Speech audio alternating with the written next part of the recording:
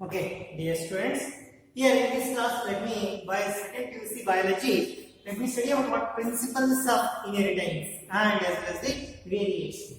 Each chapter we have discussed the concept regarding Mendel as early life, how he proposed the different principles like what you call them as the law of segregation and law of independent assortment by taking one gene inheritance as well as the two gene inheritance. We have studied in the last class about the monohybrid one gene inheritance as well as the two gene inheritance that is called as the dihybrid cross. We have studied. And here also we studied about what is a test cross. Test cross we studied regarding with respect to the monohybrid cross of the one gene inheritance. Now let me know about the what is the test cross in case of the dihybrid cross. Dihybrid or two gene inheritance what is a test cross? You should know. What is a test cross? You know, test cross is the cross between the F1 with the recessive parent is called a test cross. Here, ನೀವು dihybrid ಅಥವಾ what you call them as two gene inheritance ಅಲ್ಲಿ ಏನು ಓದಿದ್ರಿ ಅಲ್ಲಿ what is the F1 we get is called them as a TAR, but it is in a heterozygous condition ಆಗಿತ್ತು. ಅದನ್ನ ನಾವು F1 ಅನ್ನು ತಗೊಂಡು ನಾವು ರೆಸೆಸಿವ್ ಪೇರೆಂಟ್ ಜೊತೆ ಕ್ರಾಸ್ ಮಾಡೋಣ ಟೆಸ್ಟ್ ಕ್ರಾಸ್ ಅಂತ ಕರಿತೀವಿ. ಅದನ್ನ return in the last class about what you call this dihybrid cross ಅಲ್ಲಿ F1 ಏನು ಮಾಡಿರ್ತಾರೆ what the cross with the what you call round yellow seeds color of the seeds we are crossing with that what you call this wrinkled green. These are the parents we have taken. This is P2, this was the P1, these are the parents we have taken. And genotype, what is this? This is what you call phenotype.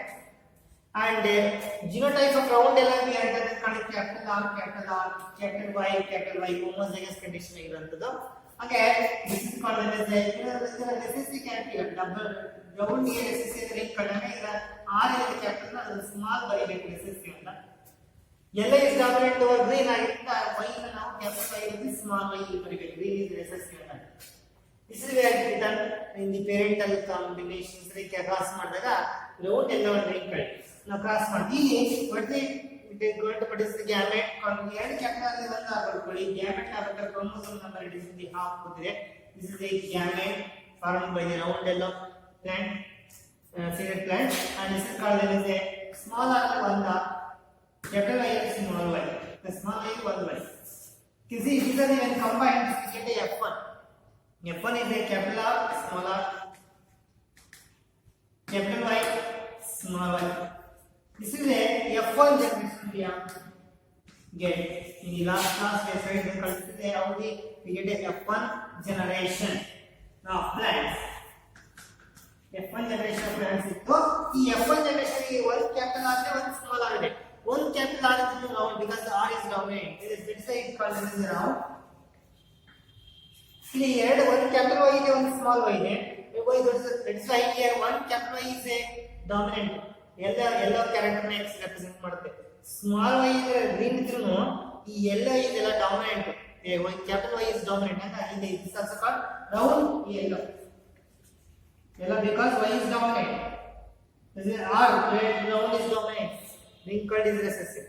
Here yellow is dominant, green is recessive.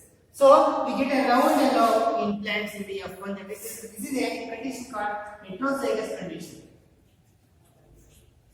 ಇದು ನಮಗೆ ಗೊತ್ತಾಗಿದೆ. ಈ ಒಂದು F1 ಅನ್ನು ನಾವು ತಗೊಂಡು select ಮಾಡಿದಾಗ ನಮಗೆ F2 ಜನರೇಷನ್ ಬರುತ್ತೆ. ಲಾಸ್ಟ್ ಕ್ಲಾಸ್ಗೆ said I am not going to repeat that thing. Here why I have done this is because to know the cross test cross ಏನು ಮಾಡ್ತೀವಿ we are crossing F1 with the recessive parent.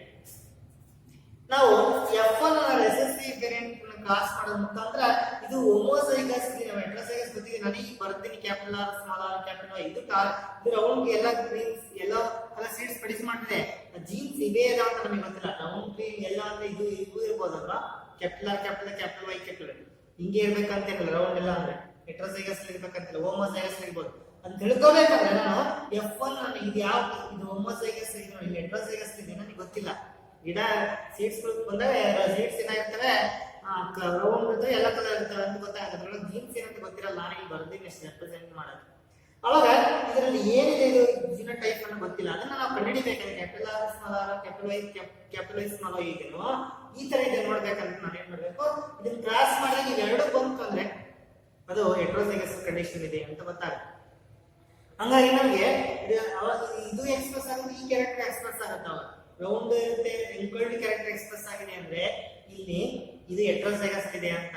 ಎಲ್ಲನೂ ಬಂತು next test class ಮಾಡಿದಾಗ ನನಗೆ green ಬಂತು ಅಂದ್ರೆ ಇದು ಹೆಟರೋಜೈಗಸ್ ಇದೆ. ಅದು ಹೆಂಗಿದೆ ಅಂತ ನಾವು ಟೆಸ್ಟ್ ಮಾಡಲಿಕ್ಕೆ F1 is homozygous or heterozygous that can be confirmed by test passing F1 ಇದ್ರೆ recessive parent ಮಾಡಿದ್ರೆ ಗೊತ್ತಾಗುತ್ತೆ. ಅದನ್ನ ನಾವೀಗ ಕ್ರಾಸ್ ಮಾಡ್ತೀವಿ. This what is the I am taking, what is called F1 I want to take, and what is the F1? I think here I am right. This is called F1 ಅಂತ ಬರ್ಕೊಂತೀನಿ. F1 is a heterozygous. F1 is a heterozygous round yellow. Heterozygous round yellow. ಯಾಕೆ cross ಮಾಡಬೇಕು, test cross ಮಾಡಬೇಕು. This is I want to do test cross. Test cross in ಯಾವ್ದಲ್ಲಿ dihybrid cross, dihybrid test cross, dihybrid test cross is right paper 2 ಜಿನಿಯೇಟನ್ಸ್ ಅಂತ ಬರುತ್ತೆ. Dihybrid test cross, ನಾನ್ hybrid test cross last class ಹೇಳಿದೀನಿ. ಇದು dihybrid in test cross.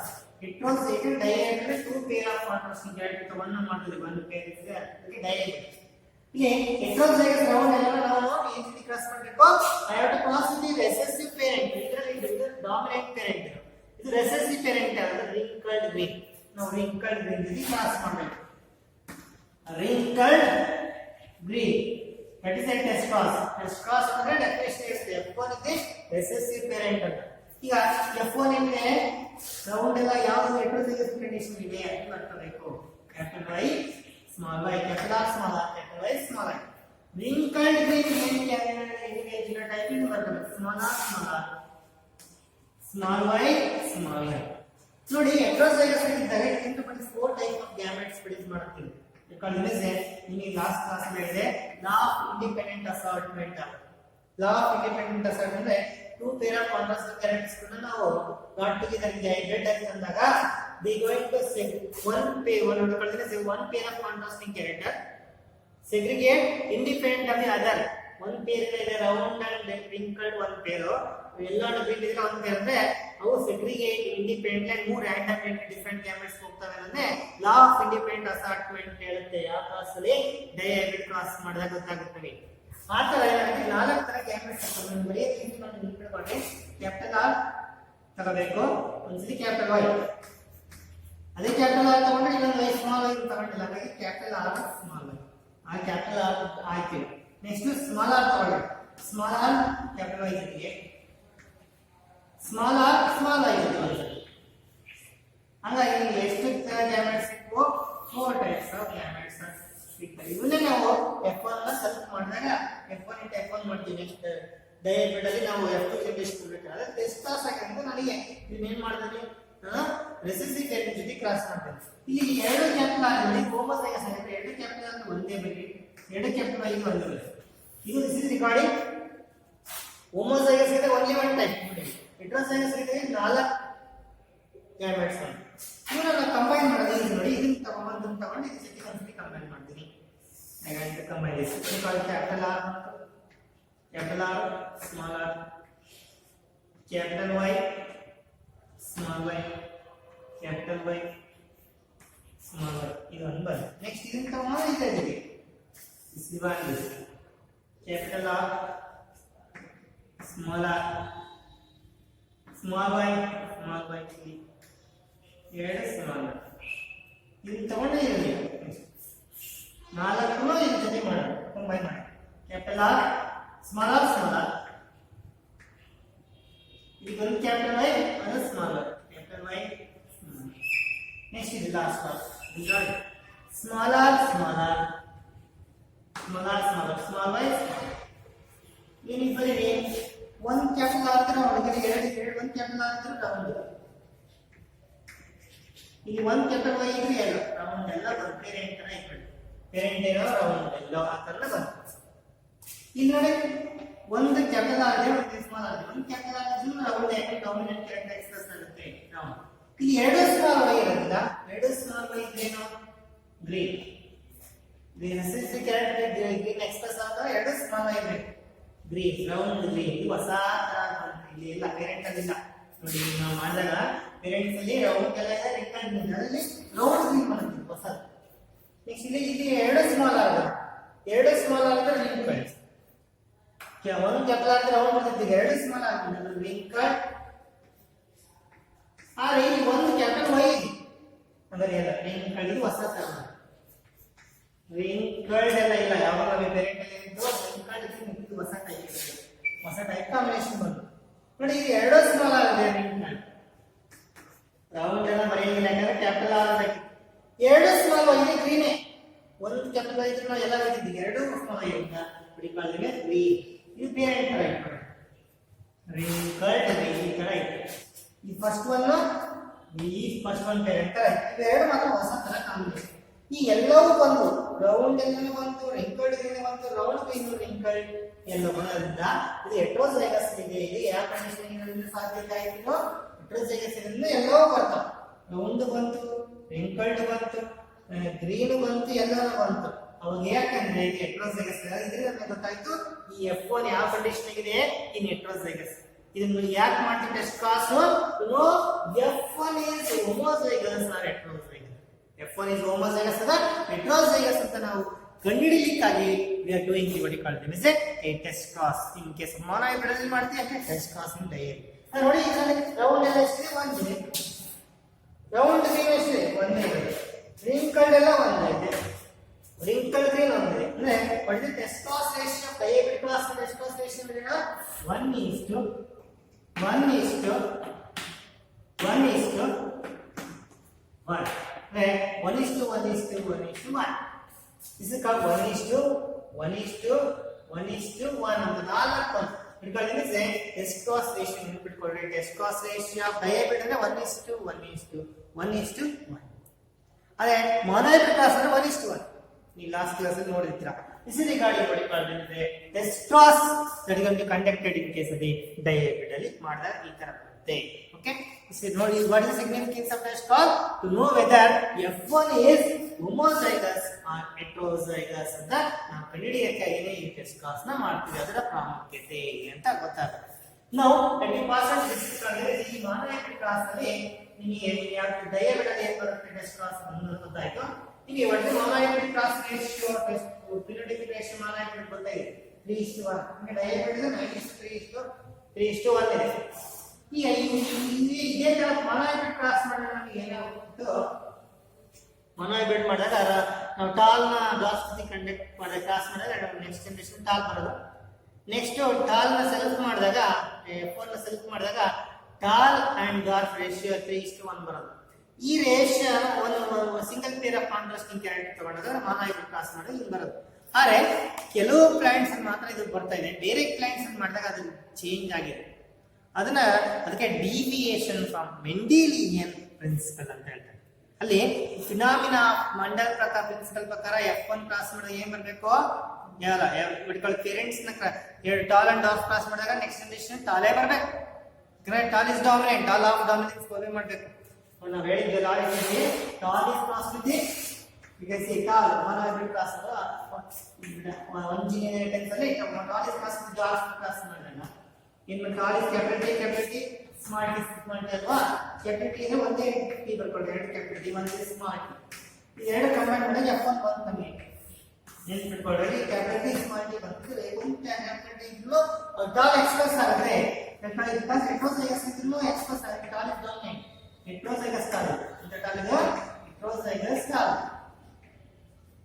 heterozygous tall ಯಾಕಂದ್ರೆ dominant character express ಆಯ್ತು ಆದರೆ ಇದು ಸರಿ ಈ ತರ ಬರೋದಿಲ್ಲ ಈ ಡಾಮಿನೆಂಟ್ ಕ್ಯಾರೆಕ್ಟರ್ ಇದ್ರೂ ಎಕ್ಸ್ಪ್ರೆಸ್ ಆಗಲ್ಲ ಅಂತ ಒಂದು ಪ್ರಿನ್ಸಿಪಲ್ ಇದೆ ನೆನಪಿಟ್ಕೊಳ್ಳಿ ಇನ್ಕಂಪ್ಲೀಟ್ ಡಾಮಿನೆನ್ಸ್ ಅದಕ್ಕೆ ಅದು ಡಿವಿಯೇಷನ್ ಮಂಡಲ್ ಪ್ರಕಾರ ಏನಾಗಬೇಕಂತ ಟಾಲ್ ಬರಬೇಕಿತ್ತಲ್ಲ ಟಾಲ್ ಬರ್ತಿಲ್ಲ ನೆಕ್ಸ್ಟ್ ಜನರೇಷನ್ ಏನಾಗ್ತದೆ ನೋಡಿ ನೆಕ್ಸ್ಟ್ ಜನರೇಷನ್ ಮಾಡಿದ್ರೆ 3:1 ಬರುತ್ತೆ ರೇಷನ್ ಅದು ಬರೋದಿಲ್ಲ ಹಂಗಾಗಿ ಡಿವಿಯೇಷನ್ ಫ್ರಮ್ ದಿ ಮೆಂಡೆಲಿಯನ್ ಅದಕ್ಕೆ ಹೇಳಿದ್ರೆ ಡಿವಿಯೇಷನ್ ಫ್ರಮ್ ಮೆಂಡೆಲಿಯನ್ ಪ್ರಿನ್ಸಿಪಲ್ ಅದನ್ನ ನಾವು ಇನ್ಕಂಪ್ಲೀಟ್ ಡಾಮಿನೆನ್ಸ್ ಅದಕ್ಕೆ ನಾವು ಇನ್ಕಂಪ್ಲೀಟ್ ಡಾಮಿನೆನ್ಸ್ ಆ ಇನ್ಕಂಪ್ಲೀಟ್ ಡಾಮಿನೆನ್ಸ್ ನಾನು ಇವತ್ತು ಎಕ್ಸ್ಪ್ಲೇನ್ ಮಾಡ್ತೀನಿ ನಿಮಗೆ how the incomplete completely dominate ಇಲ್ಲ ಒಂದು ಅಲೆಯಲ್ಲೂ ಒಂದು ಅದರ ಇನ್ನೊಂದರ ಮೇಲೆ ಅಂತ ನಡೆಸಿಕೊಳ್ಳಿ deviation from Mendelian principle. Mendelian deviation from Mendelian principle. ಹೆಂಗೆ ಡಿವಿಯೇಷನ್ ಆಗಿರೋದು ಈ ಒಂದು ಬೇರೆ ಗಿಡದಲ್ಲಿ ನಾನು ಮೆಂಡಲ್ ಸೆಲೆಕ್ಟ್ ಮಾಡಿದಂತ ಬಿ ಪ್ಲಾಂಟ್ ಅಲ್ಲಿ ಅದೇ ತರ ಇವನೇನು ಎಕ್ಸ್ಪೆಕ್ಟ್ ಮಾಡಿದ ಲಾಕ್ ಡಾಮಿನೆನ್ಸ್ ಸರ್ವೆ ಮಾಡ್ತಿತ್ತು. ಆದ್ರೆ ಬೇರೆ ಗಿಡಗಳು ತಗೊಂಡಾಗ ನಾವು ಕ್ರಾಸ್ ಮಾಡಿದಾಗ 1 ಜೀನ್ ಇನ್ಹೆರಿಟೆನ್ಸ್ ಮಾಡಿದಾಗ ಈ ರೇಷಿಯೋ ಬರಲಿಲ್ಲ, 3:1 ಬರ್ಬೇಕಿತ್ತು. ಮೊನೊಹೈಬ್ರಿಡ್ ಕ್ರಾಸ್ ರೇಷಿಯೋ 3:1 ಅದು ಬರೋದಿಲ್ಲ. ಆಮೇಲೆ F1 ಅಲ್ಲಿ ಟಾಲ್ ಬರ್ಬೇಕಲ್ಲ ಆ ತರ ಬರೋದಿಲ್ಲ. ಬೇರೆ ಎರಡು ಕ್ಲಾಸ್ ಮಾಡಿದಾಗ ಡಾಮಿನೆಂಟ್ ಏಟ್ರೆ ಬಂತಲ್ಲ ಅದು ಬರಲ್ಲ ಬೇರೆ ಗಿಡಗಳಲ್ಲಿ ಮಾಡಿದಾಗ. ಅದಕ್ಕೆ ಆ law of dominance is not completely ಒಬೇ ಮಾಡಲ್ಲ ಅನ್ನೋಕ್ಕೆ ಡಿವಿಯೇಷನ್ ಫ್ರಮ್ ಮೆಂಡೆಲಿಯನ್ ಪ್ರಿನ್ಸಿಪಲ್ ಇದೆ. ಇದನ್ನ ಇವತ್ತು ಕ್ಲಾಸ್ ಇಲ್ಲಿ ಎರಡು ಪ್ಲಾಂಟ್ಸ್ ಇಲ್ಲಿ ದಿಸ್ ವಾಸ್ ಈ ಒಂದು ಯಾವ್ದ್ರಲ್ಲಿ ನೋಡ್ತಾನೆ ಅಂದ್ರೆ ಕೆಲವು ಗಿಡಗಳಲ್ಲಿ ಇದನ್ನ ಡಿವಿಯೇಷನ್ಸ್ ನೋಡ್ತಾನೆ ಮೆಂಡೆಲಿಯನ್ ಪ್ರಿನ್ಸಿಪಲ್. ಅದನ್ನ ಅವ್ನು ಏನ್ ಹೇಳ್ತಾನೆ ಇನ್ಕಂಪ್ಲೀಟ್ ಡಾಮಿನೆನ್ಸ್ ಏನಂತಾನೆ ಇನ್ಕಂಪ್ಲೀಟ್ ಡಾಮಿನೆನ್ಸ್. ಆ ಇನ್ಕಂಪ್ಲೀಟ್ ಡಾಮಿನೆನ್ಸ್ ನಾನು ಇವತ್ತು ಸ್ಟಡಿ ಮಾಡೋಣ. Incomplete dominance I want to explain now. Incomplete dominance. ಈ ಇನ್ಕಂಪ್ಲೀಟ್ ಡಾಮಿನೆನ್ಸ್ ಏನಿದೆಯಲ್ಲ ಅದನ್ನ ಸ್ಟಡಿ ಇರ್ತದೆ. ಒಂದು ಪ್ಲಾಂಟ್ ಅಲ್ಲಿ ಇದನ್ನ ಸ್ಟಡಿ ಮಾಡ್ತಾರೆ. ಯಾವ್ದು ಸ್ನ್ಯಾಪ್ ಡ್ರ್ಯಾಗನ್ ಅಥವಾ ಆಂಟಿರೀನಮ್. In case of snap dragon, dark flower ಅಂತ ಹೇಳ್ತಾರೆ ಇದನ್ನ, ಅಥವಾ ಆಂಟಿ ರೀನಮ್ ಅದಕ್ಕೆ ಆಂಟಿರೀನಮ್ ಅಂತ ಒಂದು ಗಿಡ ಅದು ಸ್ನ್ಯಾಪ್ ಡ್ರ್ಯಾಗನ್ ಡಾರ್ಕ್ ಫ್ಲವರ್ ಅಂತ. ಅಥವಾ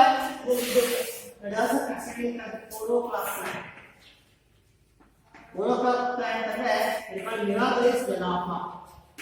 ಅದನ್ನ ಮಿರಾಬಲಿಸ್ ಜಲಾಪ ಅನ್ನೋ ಗಿಡ. ಸ್ನ್ಯಾಪ್ ಡ್ರ್ಯಾಗನ್ ಆಂಟಿರೀನಮ್ ಅಥವಾ ಓಲೋಕ್ಲಾಸ್ ಪ್ಲಾಂಟ್ ಅದ ಮಿರಾಬಲಿಸ್ ಜಲಾಪ ಅನ್ನೋ ಗಿಡದಲ್ಲಿ ಈ ಒಂದು ಡಾಮಿನೆನ್ಸ್ ನೋಡ್ತಾನೆ. ಡಿವಿಯೇಷನ್ ಆಗಿದೆ ಮೆಂಡೆಲಿಯನ್ ಪ್ರಿನ್ಸಿಪಲ್ ಇಂದ ಅಂತ ಒಂದು ಪ್ರಿನ್ಸಿಪಲ್ ಇಲ್ಲೇ ಇದೆ ಅನ್ನೋದಕ್ಕೆ ಇನ್ಕಂಪ್ಲೀಟ್ ಡಾಮಿನೆನ್ಸ್ ಅಂತ ತೋರಿಸ್ತಾನೆ. ಅಲ್ಲಿ ವಾಟ್ ಈಸ್ ಟೇಕನ್ ಅಂದ್ರೆ ಆ ಒಂದು ಸ್ನ್ಯಾಪ್ ಡ್ರ್ಯಾಗನ್ ಅಥವಾ ಹೊಡ್ಕೊಳ್ಳಿ ಓಲೋಕ್ಲಾಸ್ ಪ್ಲಾಂಟ್ ಅಲ್ಲಿ it going to produce 2 types of flowers.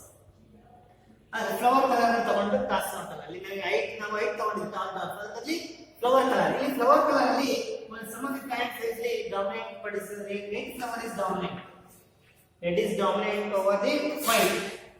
ಅನ್ಕೊಂಡಿದ್ದೀವಿ ನಾವು. ಆಕ್ಚುಲಿ ಏನಾಗುತ್ತೆ ನೋಡಿ, ಇಲ್ಲಿ F1 ಪ್ಲಾಂಟ್ ಅಲ್ಲಿ ಫಸ್ಟ್ ಪೇರೆಂಟ್ ರೆಡ್ ತಗೊಂತಾನೆ, ರೆಡ್ ಇಸ್ ಡಾಮಿನೆಂಟ್ ಇದೆ ಓವರ್ ದಿ ವೈಟ್. ಅನ್ಕೊಂಡಿದ್ದೀನಿ F2 ಪೇರೆಂಟ್ ವೈಟ್ ತಗೊಂತಾನೆ. ಇಲ್ಲಿ ಎಂತ ಹೋಮೋಜೈಗಸ್ ರೆಡ್ ನ ಎಸ್ ಕ್ರಾಸ್ ಮಾಡ್ತೀವಿ. ಎಸ್ ಕ್ರಾಸ್ ಇದೆ homozygous white. Homozygous alleles same ಅಂದ್ರೆ identical alleles ಅಂದ್ರೆ homozygous. pair of alleles are identical homozygous. red ಗೆ alleles ನಾವು ಕ್ಯಾಪಿಟಲ್ ಅಂತ ಮಾಡ್ಕೊಳ್ಳೋಣ ಡಾಮಿನೆಂಟ್ ಅಂತ ತೋರಿಸಲಿಕ್ಕೆ. ಇದು ಅದರ white ಅಂದ್ರೆ ಇದರ red ನ SSC ಆಗಿದೆ. I can write small r like this. This is became the what you call genotype. ಏನಾದ್ರು genotype. This is what you call name as red ಅನ್ನೋದೇನು ಫಿನೋಟೈಪ್. ರೆಡ್ ಅಂಡ್ ವೈಟ್ ಅನ್ನೋದು phenotype. ಕಾಣ್ತಾ ಇದೆ colour. ಆ genes ಈ red colour ಬೇಕಾದ genes ಕೂಡ capital R dominant. White colour ಬೇಕಾದ ಜೀನ್ಸ್ ಅಂದ್ರೆ small r and small r recessive. Okay, ಇವು recessive. This is called genotype will get. And what is gamete formation all R ತರ same ಇದೆ. Tall and dark ಬದಲಿ ನಾವು red and white plants flower plants cross ಮಾಡ್ತೀವಿ. ಇಲ್ಲಿ this ಅಲ್ಲಿ ಇಲ್ಲಿ homozygous is only one type of gamete, capital R. This is ಒಂದೇ ತರ ಸ್ಮಾಲ್ ಆದ್ರೆ it also is only one type of gametes what called small r.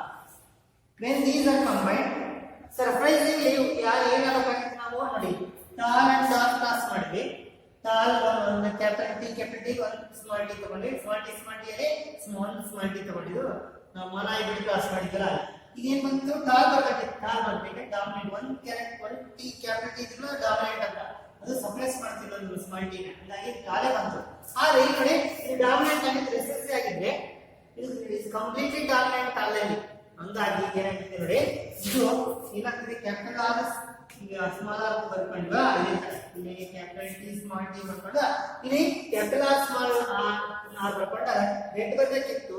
ಅದ್ರ ಬದಲಿ ಏನ್ ಬರ್ತಾ ಇದೆ ಪಿಂಕ್ ಬರ್ತಾ ಇದೆ. ಯಾಕಂದ್ರೆ ರೆಡ್ ಬರ್ಬೇಕಂದ್ರೆ ರೆಡ್ ಇಸ್ ಡಾಮಿನೆಂಟ್ ಅಂತ ನಾವು ಅನ್ಕೊಂಡ್ರೆ ರೆಡ್ ಬರ್ಬೇಕಿತ್ತು red is dominant over the white. ಇಲ್ಲಿ ರೆಡ್ ಬರೋ ಬದಲು ಏನಾಗುತ್ತೆ ಬೇರೆ ಕಲರ್ ಬರುತ್ತೆ. This is called in case of the F1 generation. F1 generation ಏನು ಬಂತು ಇನ್ಸ್ಟೆಡ್ ಆಫ್ ಗೆಟಿಂಗ್ ರೆಡ್ ಈ get what called pink flower plants ಬಂತು. homozygous red flower plant is crossed with a in case of snap plug ಅನ್ನೋದು ಆಂಟಿನ homozygous red ಜೊತೆ cross ಮಾಡಿದಾಗ the F1 generation we can surprisingly what we get is called the pink flower plants instead of red ಬಂತು. Red ಬದಲಿ pink ಬಂತು. ಅದು ಯಾಕೆ ನೋಡಿ ಇಲ್ಲಿ ಏನು ಹೇಳ್ತಾನೆ according to this what is incomplete dominance ಆಗಿದೆ ಅಂತ ಹೇಳ್ತಾರೆ. ವಾಟ್ ಇಸ್ ಇನ್ಕಂಪ್ಲೀಟ್ ಡಾಮಿನೆನ್ಸ್ ಅಂದ್ರೆ when the what you call when two heterozygous alleles are together, when the two heterozygous alleles ನೋಡಿ ಈಗ ಏನು ಒಂದು ಎರಡು ಕ್ಯಾಪಿಟಲ್ ಆರ್ ತರ ಇಲ್ಲ, ಒಂದು ಕ್ಯಾಪಿಟಲ್ ಆರ್ ಒಂದು small R two heterozygous alleles are together. ಯಾವಾಗ ಟುಗೆದರ್ ಆಗಿದಾವೆ together one of the dominant allele failed to suppress the what you call the recessive allele na suppress ಮಾಡೋದ್ರಲ್ಲಿ ಫೇಲ್ ಆಗಿದೆ. one of the dominant allele ಯಾವುದು red ಅನ್ನೋದು dominant allele actually ಅದೇನಾಗಿದೆ fail ಆಗಿದೆ. failed to suppress the recessive allele as a result it produces a intermediate character. ಅಂದ್ರೆ both alleles ಎರಡು alleles express ಆಗಿ ಇದು ಪೂರ್ತಿ complete failed to suppress fully suppress ಮಾಡಕ ಆಗ್ತಿಲ್ಲ. ಹಾಗಾಗಿ result both of them express together and producing an intermediate character. ಎರಡರ ಮಧ್ಯೆ ರೆಡ್ ಅಂಡ್ ವೈಟ್ ಮಧ್ಯೆ ಇಂಟರ್ಮೀಡಿಯೇಟ್ ಕ್ಯಾರೆಕ್ಟರ್ ಬಂತು ಯಾವುದು ಪಿಂಕ್. ಯಾಕಂದ್ರೆ dominant allele fail to suppress recessive allele ನ ಸಪ್ರೆಸ್ ಮಾಡೋದ್ರಲ್ಲಿ ಫೇಲ್ ಆಗಿರೋದ್ರಿಂದ ಈ ಬೋತ್ ಆಫ್ ದೆಮ್ ಎಕ್ಸ್ಪ್ರೆಸ್ ನೀವು ಏನಾಗುತ್ತೆ ಬೋತ್ ರಿಸಲ್ಟ್ ಏನಂದ್ರೆ ಬೋತ್ ಎರಡು ಎಕ್ಸ್ಪ್ರೆಸ್ ಆಗುತ್ತೆ. ರೆಡ್ ಎಕ್ಸ್ಪ್ರೆಸ್ ಆಯ್ತು, ಸ್ವಲ್ಪ ವೈಟ್ ಎಕ್ಸ್ಪ್ರೆಸ್ ಆಗಿ ಎರಡು ಮಧ್ಯದ ಕಲರ್ ಮಿಕ್ಸ್ ಅಪ್ ಕಲರ್ಗಳು ಬಂತು. Pink colour is object. ಅದಕ್ಕೆ ನಾವು that is called as express of the intermediate character. ಎರಡು ಮಧ್ಯೆ ರೆಡ್ ಅಂಡ್ ವೈಟ್ ಮಧ್ಯೆ ಇರೋ ಕಲರ್ ಪಿಂಕ್ ಅನ್ನೋದು. ಆ ಇಂಟರ್ಮೀಡಿಯೇಟ್ ಕಲರ್ ಯಾಕೆ ಅಂತಂದ್ರೆ ಈ dominant allele fail to suppress the recessive allele fully completely dominant allele does not suppress the recessive allele completely suppress ಮಾಡಕ ಆಗಲಿಲ್ಲ. both of them express together express ಆಗಿ they produce intermediate character called pink. That is ಇದನ್ನ ಅದಕ್ಕೆ ನಾವು ಇದನ್ನ incomplete ಪೂರ್ತಿ completely dominant ಆಗಿಲ್ಲ ಯಾರು ರೆಡ್ ಅನ್ನೋದು ವೈಟ್ ಮೇಲೆ. ಹಂಗಾಗಿ both of them express ಆಗಿ intermediate character will be produced in the F1 generation. That is what we call it as incomplete dominance. ಅದಕ್ಕೆ ಹೇಳ್ತಾನೆ incomplete dominance. What is the definition you have to write? Because when the two heterozygous alleles are together ಜೊತೆಗಿದ್ದಾಗ ಎರಡು heterozygous alleles together ಇದ್ದಾಗ the what you call them is the dominant allele. the dominant allele fail to suppress the recessive allele. ಇದನ್ನ suppress ಮಾಡಕ fail ಆಗಿದೆ. Suppress ಮಾಡಿದ್ರೆ ನಮ್ದು ಇಲ್ಲಿ red ಬರಬೇಕಿತ್ತು. It fail to suppress the recessive allele suppress ಮಾಡೋದ್ರಲ್ಲಿ fail ಆಗಿದೆ. ನಮ್ದು ಕಂಪ್ಲೀಟ್ಲಿ ಸಪ್ರೆಸ್ ಮಾಡೋದ್ರಲ್ಲಿ ಫೇಲ್ ಆಗಿದೆ. it failed to suppress the recessive allele completely. Result both of them both alleles together express ಎರಡು ಸೇರ್ಕೊಂಡು ಎಕ್ಸ್ಪ್ರೆಸ್ ಆಗ್ತದೆ. together express producing a intermediate character. That is what we call them as incomplete dominance. ಅದಕ್ಕೆ ನಾವು incomplete dominance ಅಂದ್ರೆ heterozygous ಇದ್ದಾಗ incomplete dominance ಇರುತ್ತೆ. ಅಂದ್ರೆ homozygous ಇದ್ದಾಗ ಮಾತ್ರ completely dominant. heterozygous condition ಇದೆ ಸಪ್ರೆಸ್ ಮಾಡಕ ಆಗ್ತಾ ಇಲ್ಲ. ಹಾಗಾಗಿ ಅದಕ್ಕೆ we call them as a phenotype of F1. It does not resemble either of the parents. It is either of the parent and expression in between the two parents. The phenotype of the F1 ಇದಲ್ಲ ಇದು ಯಾವಾಗಲೂ ಹೋಗ್ತಾ ಇಲ್ಲ parents ನ. Red ತರನೇ ಇಲ್ಲ, white ತರನೇ ಇಲ್ಲ, ಪೇರೆಂಟ್ಸ್ ತರನೇ ಇಲ್ಲ. does not resemble either of the parents. ಯಾವ ಇಬ್ಬರು ಪೇರೆಂಟ್ಸ್ ತರ ಇಲ್ಲ. ಅದು ನೋಡಿ ಇಲ್ಲಿ ನಾನು ಹೇಳಿದೆ F1 ಅಂದ್ರೆ resemble one of the parent resemble ಆಗ್ತದೆ. ಆದರೆ ಇಲ್ಲಿ F1 does not resemble either of the parent. And it produces a intermediate character produced ಆಗಿದೆ. called as in between the two. intermediate character in between the two ಅಂದ್ರೆ red and white ಮಧ್ಯದ character ಕಂಡುಬರ್ತದೆ. ಇದು called as a pink color. This is called as a F1 generation. ಈಗ ನಾವು F1 generation select ಮಾಡೋಣ. What do you get in case of the F2 generation? Then F1 is select. I want to write here. Because when F1 is self ಮಾಡೋಣ. next generation ನೋಡಬೇಕಾದ್ರೆ F1 ಪ್ರಕಾರ fax ನ cross ಇದೆ. ಅಂದರೆ F1 ಇಲ್ಲಿ cross ಮಾಡ್ತಾರೆ. ಹಾಗಾದ್ರೆ ಗಮನಿಸಿ F1 ಏನಿದೆ ಗೊತ್ತಿದೆ. F1 ಏನು heterozygous pink. ಇದೆಂತ ಇದು hetero ಝೈಗಸ್ ಪಿಂಕ್ ನ ಬರ್ಕೋಬೇಕು ಹೆಟೆರೋಝೈಗಸ್ ಪಿಂಕ್ F1 ಏನೋ F1 ಕ್ರಾಸ್ ಇದೆ ಅಂದ್ರೆ F1 ಅಲ್ಲ ಅದಕ್ಕೆ ಸೆಲ್ಸ್ ಅಂತ ಕರಿತೀವಿ F1 is F1 ಏನೋ ಹೆಟೆರೋಝೈಗಸ್ ಪಿಂಕ್ ಈ ಹೆಟೆರೋಝೈಗಸ್ ಪಿಂಕ್ ನ ನಾವು ಕ್ರಾಸ್ ಮಾಡ್ತೀವಿ ಅಂತಿಗೆ ಅಂದ್ರೆ F1 ಅನ್ನೋದು ಸಹ heterozygous pink same heterozygous pink ಗೆ ಕ್ರಾಸ್ ಮಾಡ್ತೀವಿ ಎರಡು F1 ಅಂದ್ರೆ ಪಿಂಕ್ ಹಾಗೆ ಇದು ಜಿನೋಟೈಪ್ ಅಂದ್ರೆ ಬರ್ಕೋಬೇಕು ಪಿಂಕ್ ಏನ್ genotype capital R small r ಬರ್ಕೋಬೇಕು this is called the phenotype this is what is called as a genotype okay ಈಗ ಇದರಲ್ಲಿ ಇದು ಹೆಟೆರೋಝೈಗಸ್ ಆಗಿದ್ರೆ it produces two type of gametes homozygous gametes only one type heterozygous ಆಗಿದ್ರೆ it produces two type of gametes capital R ಮತ್ತು small r ಈಗ heterozygous ಇದೆ capital R and small r okay capital R small r ಇವನ್ನ ನಾನು combine ಮಾಡಕ್ಕೆ identity ಬಳಸ್ತೀನಿ ಮನಾಡಿದ್ದು ಇದೇ ಬೇಕು ತೋರಿಸ್ಲಿಕ್ಕೆ F1 ಏನು ಅಂತ ತೋರಿಸಕ್ಕೆ ನಾನು ಮಾಡಿದ್ದೀನಿ ಈಗ F1 ಏನು ಬಂತು ಎರಡು ಕ್ಯಾಪಿಟಲ್ ಆಗಲಿದೆ ಎರಡು ಗ್ಯಾಮೆಟ್ಸ್ ಅಲ್ಲಿದೆ this is called genotype this is ಏನದು ಗ್ಯಾಮೆಟ್ಸ್ ಗ್ಯಾಮೆಟ್ಸ್ ಯಾಕೆ ಹೇಳ್ತಾರೆ ಗ್ಯಾಮೆಟ್ಸ್ ಬಂದವು because ಇದು ಹೆಟೆರೋಝೈಗಸ್ ಕಂಡೀಷನ್ ಆಗಿದೆ ಕ್ಯಾಪಿಟಲ್ ಆರ್ ಸ್ಮಾಲ್ ಆರ್ ಹಂಗಾಗಿ ಒಂದು ಕ್ಯಾಪಿಟಲ್ ಆರ್ ಒಂದು ಗ್ಯಾಮೆಟ್ ಆಗುತ್ತೆ ನಮಗೆ 50% gamete carry capital R 50% gamete carry small R ಹಂಗಾಗಿ ಎರಡು ತರ ಗ್ಯಾಮೆಟ್ಸ್ ಕಂಡು ಬಂದವು ಅದನ್ನ F1 ಕಂಬೈನ್ ನಾನು ಕಂಬೈನ್ ಮಾಡಕ್ಕೆ put it in this Punnett square ಅಂತ ಹಾಕಿ ಹೇಳ್ತೀನಿ ನಾನು ನೋಡಿ this is going to put it in a Punnett square ಅಲ್ಲಿ ಅವನ್ನ ತಗೊಂಡ್ತೀನಿ ಯಾವನ ಕ್ಯಾಪಿಟಲ್ ಆರ್ ಸ್ಮಾಲ್ ಆರ್ ನಾನು ವರ್ಟಿಕಲ್ ಅಂತ ತಗೊಂಡಿದ್ದೀನಿ ರಾಜ್ ತಗೊಂಡಿನಿ ಇವೆ ಈ ಕಡೆ ಅದಾವ ಕ್ಯಾಪಿಟಲ್ ಆರ್ ಸ್ಮಾಲ್ ಆರ್ ನ ನೀವು ವರ್ಟಿಕಲ್ ಅಂತ ತಗೊಂಡಿನಿ ಕ್ಯಾಪಿಟಲ್ ಆರ್ ಸ್ಮಾಲ್ ಆರ್ ಅರ್ಥ ಆಯ್ತಲ್ಲ ಇವೆರಡನ್ನ ಮೇಲ್ ತಗೊಂಡ್ರೆ ಆ ಕಡೆ ಎರಡು ತಗೊಂಡು ನೀವು ವರ್ಟಿಕಲ್ ಅಂತ ತಗೊಂಡಿರಿ ಅರ್ಥ ಆಗ್ತಿದೆ ಹೇಳ್ಕೊಳ್ಳಿ ಸಿ ದಿಸ್ ಇಸ್ ವರ್ಟಿಕಲ್ ಈಗ ಕಂಬೈನ್ ಮಾಡಿ ಇವಾಗ ಮೇಲ್ ಅಂತ ತಗೊಂಡು ಇವೆರಡನ್ನ ಫೀಮೇಲ್ ಅಂತ ಕಂಬೈನ್ ಮಾಡಬೇಕು ಗ್ಯಾಮೆಟ್ಸ್ ಕಂಬೈನ್ ಮಾಡ್ತೀವಿ ಕ್ಯಾಪಿಟಲ್ ಆರ್ ನೆಕ್ಸ್ಟ್ ಹಿಂಗ್ ಬರೀ ಮೇಲೆ ಏನಾಯ್ತದೆ ಒಂದು ಕ್ಯಾಪಿಟಲ್ ಆರ್ ಇದೆ ಒಂದು ಸ್ಮಾಲ್ ಆರ್ ಇದೆ ಯಾಕೆಂದ್ರೆ capital R and small R ಸಿ ಇಲ್ಲಿ ನೋಡಿ ಈಗ ನಾನು ಪಿಂಕ್ ತೋರಿಸ್ತೀನಿ ಕ್ಯಾಪಿಟಲ್ ಆರ್ ಸ್ಮಾಲ್ ಆರ್ ಅಲ್ಲಿ ಇಲ್ಲಿ ನೋಡಿ ಏನಿದೆ ಕ್ಯಾಪಿಟಲ್ ಆರ್ ಇದೆ ಇಲ್ಲಿ ಸ್ಮಾಲ್ ಆರ್ ಇದೆ ಅಲ್ವಾ ಇದನ್ನ ಇಲ್ಲಿ ಈ ಕಾಲಮೇ ಬರೀ ಕ್ಯಾಪಿಟಲ್ ಆರ್ ಬರ್ಕೊಳ್ಳಿ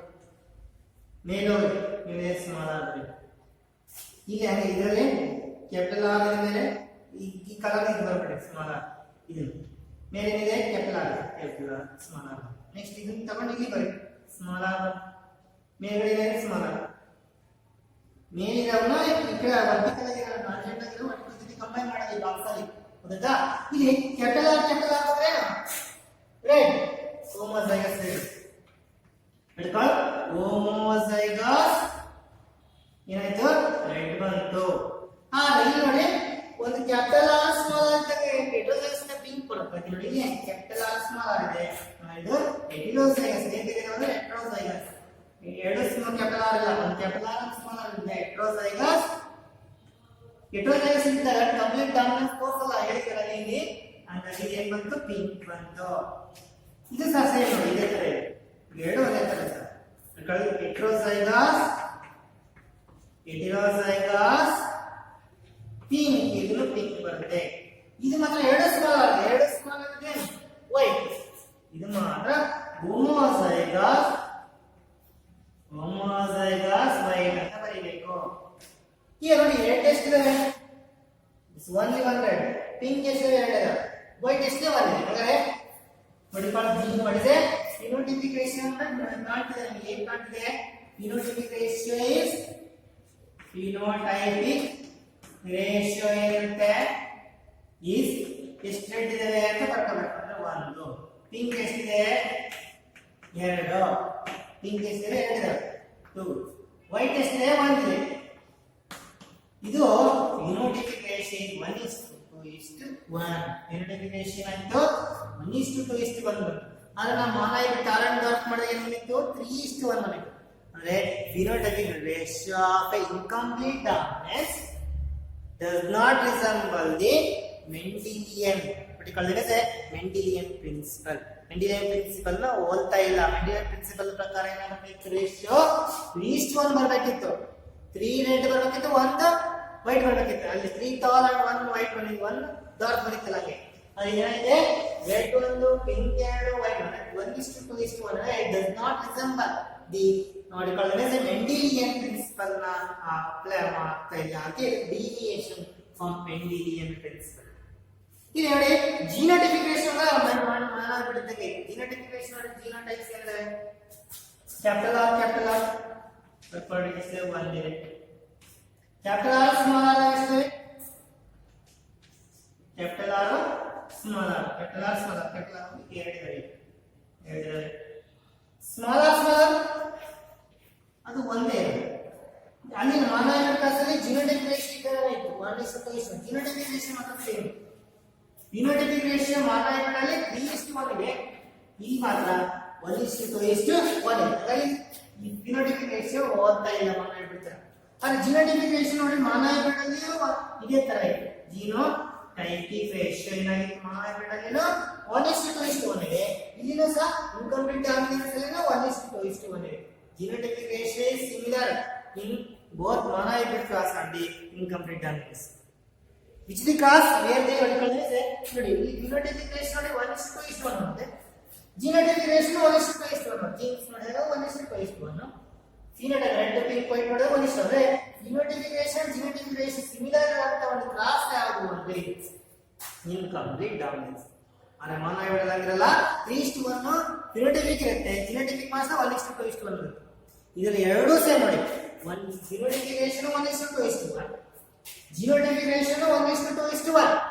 ಎರಡು ರೇಷಿಯೋ ಸೇಮ್ ಇರುವಂತ ಒಂದು ಕ್ಲಾಸ್ ಯಾವುದು ಅಂದ್ರೆ ಇಟ್ ಕಾಲ್ಡ್ ಇನ್ಕಂಪ್ಲೀಟ್ ಡಾಮಿನೆನ್ಸ್. ಅದನ್ನ ಹೇಳಿದ್ರೆ ನಾವು incomplete dominance. It is aware that both phenotypic ratio and genotypic ratio are phenotypic and genotypic ratio are similar, 1:2:1 ಎರಡು ಇದಾವೆ. That is called as incomplete dominance. What is incomplete dominance ಹೇಳಿದ್ರೆ, when the two heterozygous alleles are together, dominant allele failed to suppress the recessive allele. Failed to suppress the recessive allele completely. And both of them express together and produce the intermediate character produce ಮಾಡ್ತವೆ. It is called as incomplete dominance.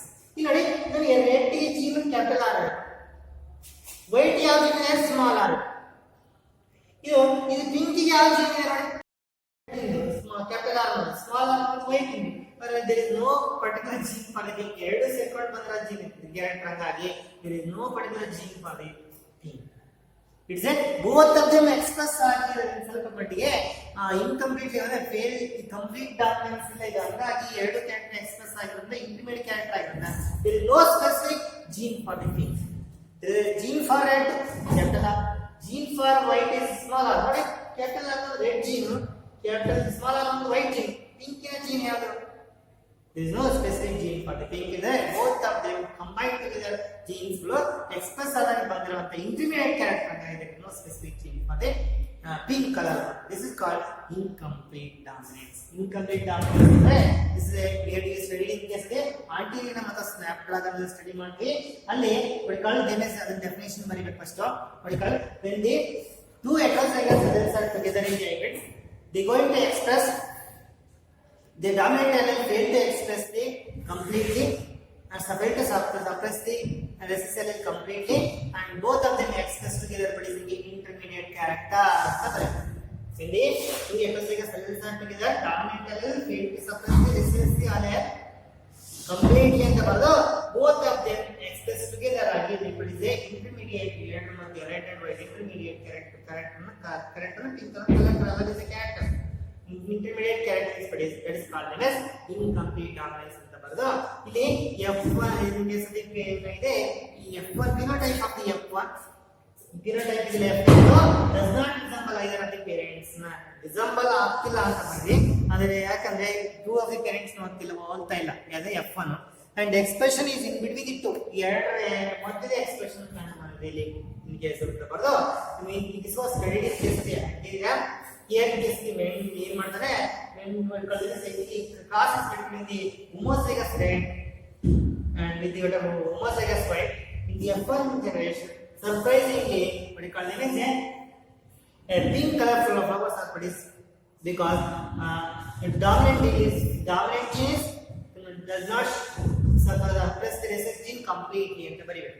Next when F1 is self F1 is crossed with another F1 in the F2 generation you get the F2 generation red, pink and white flowers are produced in the ratio phenotypic ratio of 1:2:1 and genetic ratio is also 1:2:1.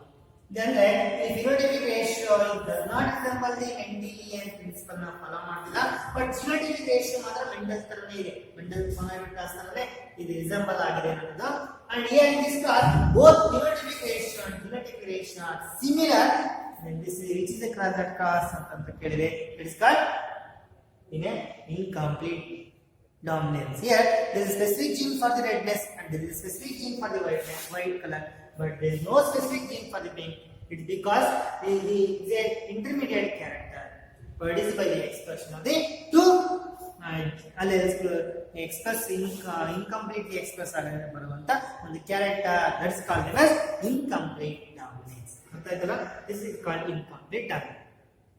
Now let me pass on the one of the other one is called as codominance. What is meant by the codominance? ಗೊತ್ತಾಯ್ತಲ್ಲ ಇದು incomplete 5 marks ಕೇಳ್ತಾರೆ monohybrid cross ಅಲ್ವಾ 2 genetic types ಅಂತ ಏನು ನೋಡಿದ್ವಲ್ಲ ಅದನ್ನ 9:3:1 ಬರುತ್ತಲ್ಲ 9:3:3:1 ಅದನ್ನ ಇದನ್ನ ಈ ಮೂರಲ್ಲಿ ಒಂದು ಕ್ವೆಶ್ಚನ್ ಎಕ್ಸಾಮ್ಸ್ ಅಲ್ಲಿ ಕಾಯಮಾಗಿ ನಿಮಗೆ ಕೇಳುವಂತ ಕ್ವೆಶ್ಚನ್ಸ್ ಆಗಿರುತ್ತೆ.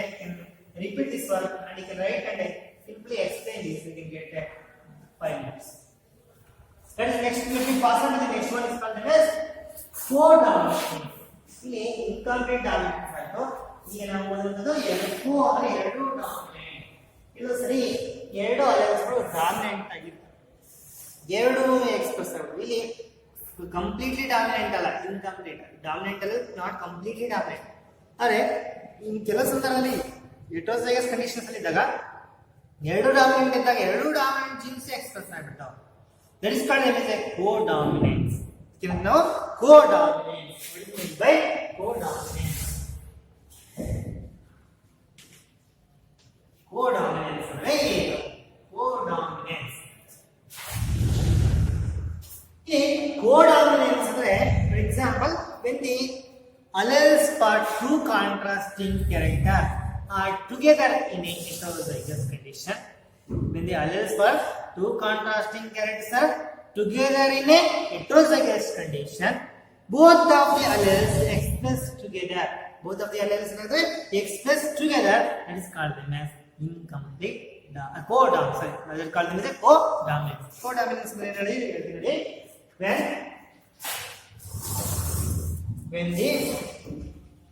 when the two alleles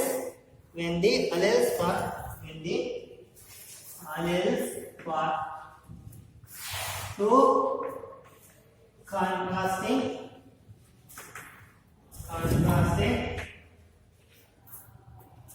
characters are together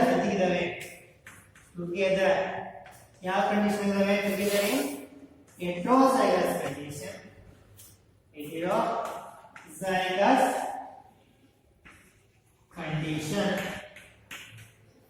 heterozygous condition they express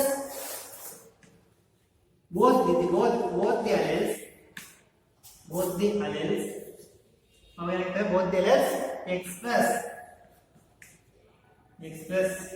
both the alleles express ಆಗ್ತವೆ. both the alleles express equally their character. both the alleles express equally their character ಯಾವ character express ಮಾಡ್ತಾರೆ equally their character is called codominance. Codominance is when the alleles for two contrasting characters.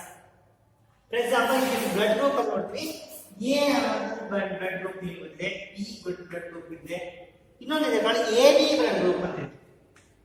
ಅದನ್ನ AB ಈ A B blood group ಬೇಕಾದ jeans ನೋಡಿದ್ರೆ A blood group ಗೆ ಯಾವ gene ಅಂದ್ರೆ dominant gene ಅಂದ್ರೆ ಐಎ.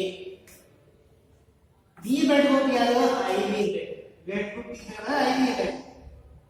ಆದ್ರೆ ಎ ಬಿ ಬರಬೇಕಾದ್ರೆ this is dominant and this is IB ಅಂದ್ರೆ immunoglobulin gene is responsible for blood group A. IA dominant gene. IB is dominant. B blood group dominant gene IB. ಈ AB ನೋಡಿ AB ಅಂದ್ರೆ IA ಇದೆ, IA ನೂ ಇದೆ, B ಅಂದ್ರೆ IB ಇದೆ, ಎರಡು ಇದೆ. ಈ ಎರಡು ಡಾಮಿನೆಂಟ್ ಇದಾವೆ. ಈ ಅಡ್ರೆಸ್ A ಮತ್ತೆ B ಅನ್ನೋದೇನೆ ಬೇರೆ ಬೇರೆ ಅಲ್ಲ, ಈ ಎರಡು A ಅಲ್ಲ. ಓಕೆ, ಎಕ್ಟ್ರೋಸಿನ್ ನೋಡಿ when the alleles for two contrasting character, ಎರಡು ಯಾವ contrasting character blood group A ಮತ್ತೆ blood group B ಅನ್ನೋದು ಎರಡು blood group at contrasting character. when the alleles for two contrasting characters ಇದಾವೆ, ಜೊತೆಗಿದ್ದಾವೆ. alleles for two contrasting character ಒಂದು blood group A ಒಂದು blood group B. AB ಅಂದ್ರೆ ಎರಡು blood group AB blood group ಅಂತ ಹೇಳ್ತೀವಿ. alleles for two contrasting characters ಜೊತೆಗಿದ್ದಾಗ ಯಾವ condition ಇದೆ, ಬೇರೆ ಬೇರೆ A ಮತ್ತೆ B ಇದೆ, ಬೇರೆ ಬೇರೆ A ಅಂತ ಇಲ್ಲ. A ಇದ್ರೆ I ಇದ್ರೆ ಇತ್ತು A blood group ಆಗುತ್ತೆ, IB ಇದ್ರೂ A B ಆಗುತ್ತೆ, ಸಾರಿ I ಇದ್ರೆ A ಆಗುತ್ತೆ, IB ಇದ್ರೆ B ಆಗುತ್ತೆ. ನೋಡಿ A blood group ಅಂದ್ರೆ I not B blood group ಅಂದ್ರೆ IB I not is ನಡೀತದೆ. ಇವೆರಡರ ಯಾವ ಕಂಡೀಷನ್ IA ಅಥವಾ IA I not. D ಬರಬೇಕಾದ್ರೆ IB ಅಥವಾ IB I not ಅಂದ್ರೆ ಇದನ್ನ ಒಂದು ನಡೀತದೆ. ಎರಡು ದಿನ ಹೋಗಲ್ಲ. ಓಕೆ, ಡಾಮಿನೆಂಟ್ ಎರಡು ಸಿಕ್ಕಿದ್ರೆ ಮಾತ್ರ A ಇದೆ ಬಂದೇ ಬರುತ್ತೆ. ಇಲ್ಲಿ ಒಂದು ರೆಸೆಸ್ ಇದ್ರೂ ಇದು ಎಕ್ಸ್ಪ್ರೆಸ್ ಆಗುತ್ತೆ ನಮಗೆ ಇಲ್ಲಿ ಅಷ್ಟೇ.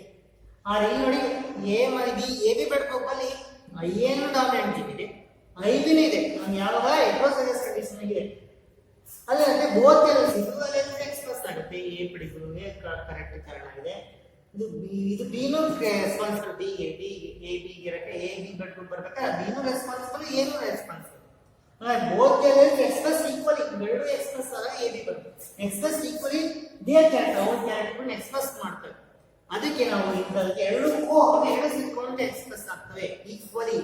ಯಾವಾಗ when the alleles for two contrasting characters are together in heterozygous heterozygous condition, both the alleles ಎರಡು alleles they express their character equally express ಮಾಡಿ they produce a different blood group AB. ಅಂದರೆ AB blood group ಬರುತ್ತೆ AB blood group ಇದೆ. example for co-dominance. AB blood group is an example for a co-dominance, not A or B blood group ಅಲ್ಲ ಅಥವಾ O blood group ಅಲ್ಲ. AB blood group ಅನ್ನೋದು called this is the phenomena due to the what called it is a co-dominance. Both of them express their character together. It's called one is dominant, one is completely dominant ಅಂದ್ರೆ ಅದೇ ಬಂದ್ಬಿಡುತ್ತೆ. ಒಂದು incomplete dominant ಅಂತ ಎರಡು ಒಂದು ಪೂರ್ತಿ suppress ಮಾಡಕ್ಕೆ ಆಗಲ್ಲ, ಇಂಟರ್ಮೀಡಿಯೇಟ್ ಬರುತ್ತೆ. ಅದು ಎರಡೂ ಎಕ್ಸ್ಪ್ರೆಸ್ ಆಗೋದ್ರಿಂದ they can co-dominance. What do you call it? Is it both of them express equally together, and this is what you call it, is a co-dominance. Okay, next class I want to explain the multiple alleles. Single ಒಂದೇ ಅಲೆಲ್ ಅನೇಕ ರೂಪಗಳು. For them is a number of alleles of a single gene. They express single character express ಮಾಡ್ತವೆ. ಅದಕ್ಕೆ multiple ಅಲೆಲಿಸಮ್ ಅಂತ blood group ಅಲ್ಲೇ ಅದು ಬರ್ತವೆ. ಅದನ್ನ I want to explain in the next class. With this I want to explain what is incomplete dominance. What is a diabetic testicles I have explained. What is meant by incomplete dominance? What is meant by co-dominance? This is a definition of co-dominance. Example: AB blood group, A very bad, B very bad, AB blood group is an example. Another one example ಕೊಡಿದ್ರೆ coat color in rabbit. Rabbit na coat color is also example for co-dominance.